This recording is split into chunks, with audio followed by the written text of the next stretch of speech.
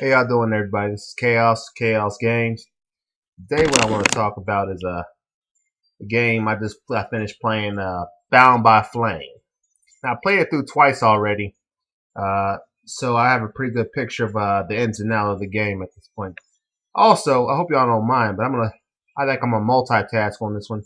Play some Final Fantasy 14 on the PS4 while I make this video.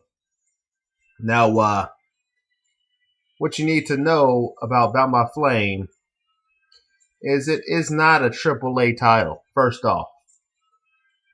So people having these high expectations for the game, if you're gonna thinking this game is gonna be some masterpiece, then you're gonna be greatly mistaken. However, if you think the game is gonna be entertaining or something that something good little something to bide your time with, then if you go in there with expectations like that, you'll enjoy yourself.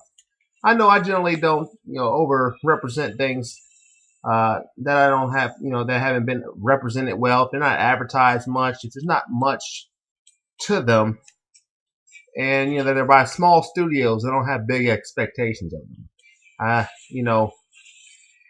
So that it's like going expecting the indie game to be the best thing since sliced bread. It's just it's a little fun game, but I do need to talk about some of the mechanics of and my impressions of Bound by Flame, and I will say this: it has some very promising elements in it, and I would have loved to seen what they could have done with the game had they had more resources behind it.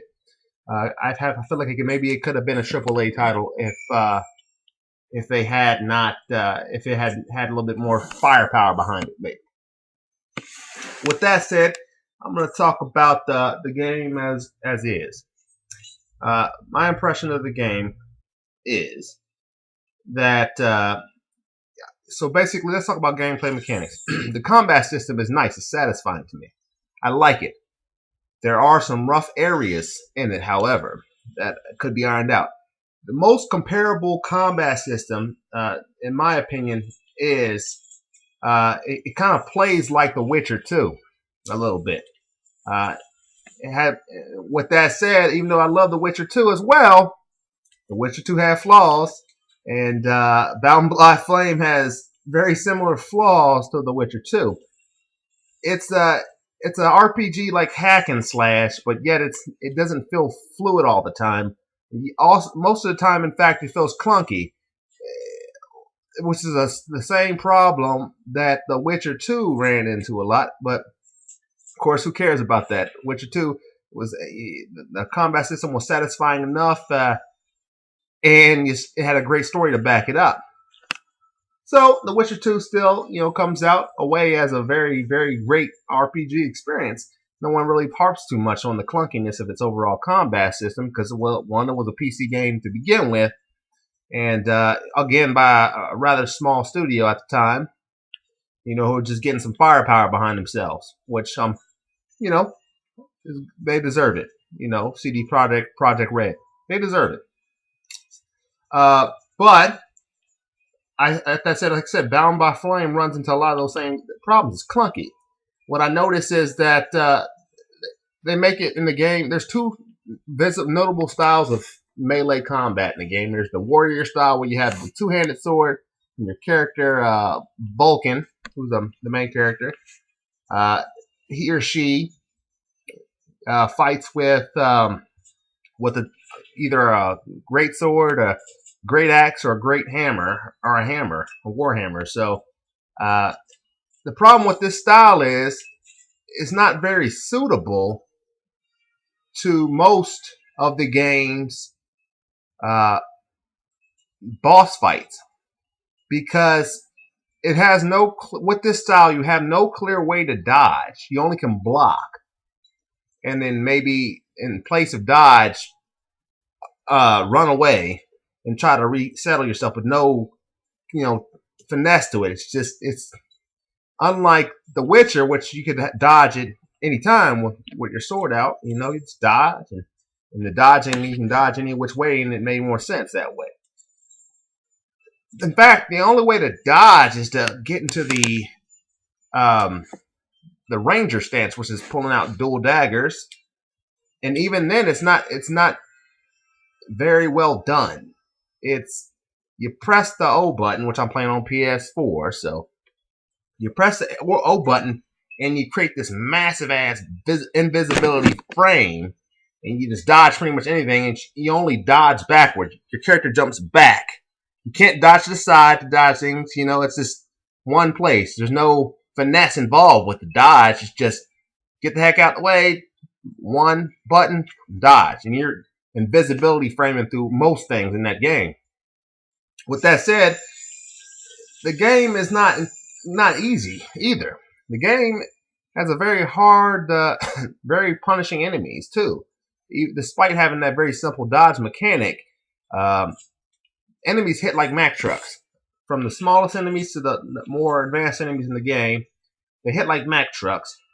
And you got to watch, and the final boss will destroy you in this game because of that lackluster mechanic, because there's something called the riposte move that will fuck your shit up when you try to use it in combat. If you're in a ranger stance, you can't. I don't know. Maybe somebody found some better way to use the warrior stance, but I haven't. But I found it pretty much impossible to fight most of the game's major bosses in warrior stance. Unfortunately, you just can't do it. With that said, the final boss, if you try to fight him in warrior stance, him or he or she in warrior, and think on that one for a moment.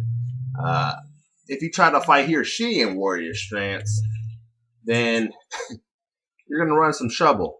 But if you fight it in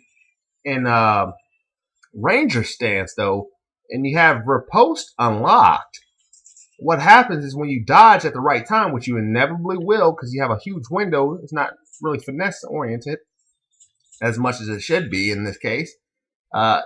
Your character will come back, not just dodge, but they'll come back in to land some attacks. Problem is, this doesn't create an invisibility frame around your character, and secondly, it doesn't protect them from that final boss. It doesn't stagger them. So he or she comes in and wrecks your shit really quick because of that mechanic. And so it makes it almost a fight where your melee combat is a very dumb idea in that fight because the game is kind of broken in that regard.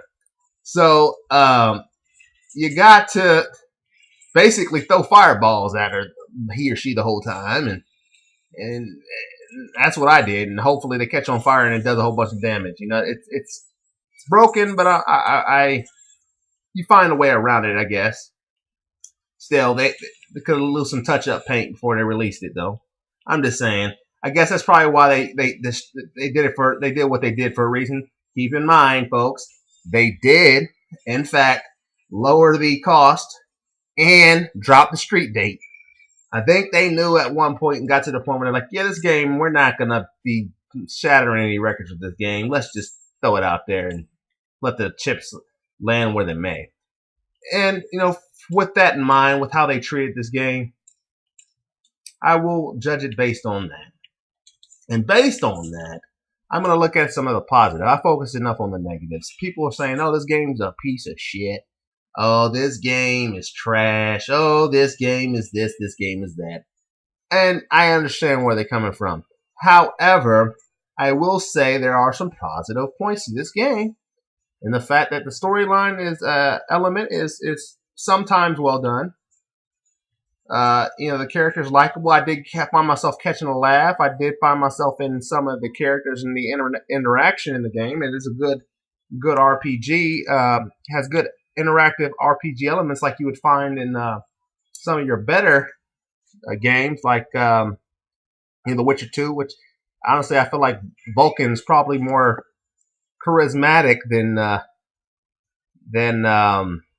Geralt as a character for the most part. But Geralt's a badass. He makes up for his badass factor, makes up for that. But you know, Vulcan's he's funny, or he or she is funny. They're witty, and you know, and sometimes the story is well written. But then at the time, as soon as they turn around, make something witty or catchy in the story, they shoot themselves in the foot by revealing some major heavy plot point that they shouldn't have revealed, and they reveal it in a sloppy way. Like you'll be walking around, you'll be playing the game, all of a sudden you're talking to one of your allies, and then they drop some heavy shit on you with no intro to it. It's just like you're expected to know it. Like, what, where, hold on, that's pretty serious. I didn't, you just kind of threw that out of nowhere. Like, and then the worst part about it is that Vulcan takes it like it's nothing. Okay. Yeah. And she just rolls with it. So I'm just like, maybe they could have worked on their delivery a little bit. You can kind of see the lack of polish a little bit at points in the game. And it's just, I guess you can see the rush in it. It was rushed, and they didn't think a lot of things through like they should have. So I think ultimately that's why the game falls short in many respects. However, I will say that it was intriguing enough. It had great environments in several places. The combat system was engaging enough. The skill trees were interesting enough to grasp my attention for an extended amount of time to play the game through twice. And but still, like I said, this game is not gonna win any awards. So I guess my general take on Bound by Flame is, folks, form your own opinions about it. Don't take my word or anybody else's word for it. But if you want my opinion, I will say do not buy that game. Do not buy Bound by Flame. It is worth a playthrough, though, in the discount bin. Even though it already came out at a discount, it's still worth a playthrough at the discount bin. It is fun. And I feel like if they decided to make sequels to the game, which probably is not going to happen because the game's not going to carry enough weight to garner a sequel.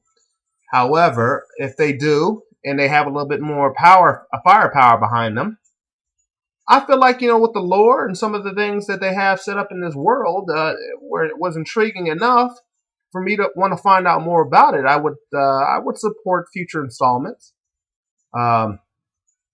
That's just me personally, because I got the resources to do it. But if you're strapped for cash, and you really gotta focus on what games to get, perhaps you should avoid this game for now. I recommend when in a period of time when you're really bored with gaming, there's nothing else you're interested in, and you're an RPG player,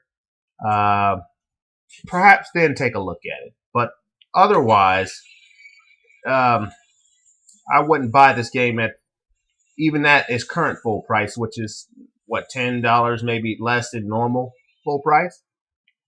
So it's really a judgment call. That's just my personal opinion on it. Some people may think this is the best thing since sliced bread, but I feel like there was a lot of polish that was needed in this game, and it's unavoidable. Like, normally I'm kind of thick when it comes to, and a lot really forgiving when it comes to flaws in games that I don't notice until someone bashes me over the head with it and points it out. But this one has glaring flaws, but it does some things well too.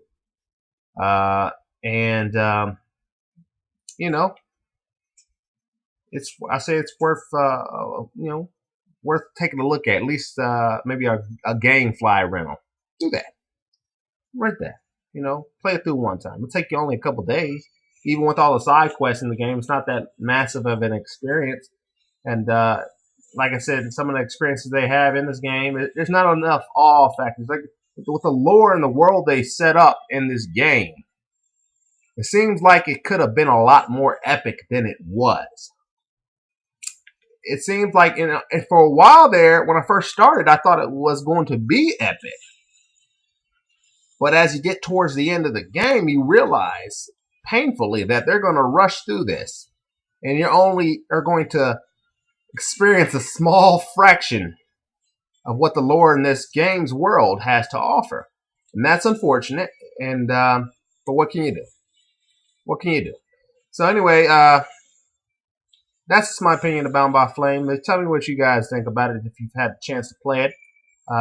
Otherwise, this has been Kaous with Kaous Games. Till next time, gamers, game on.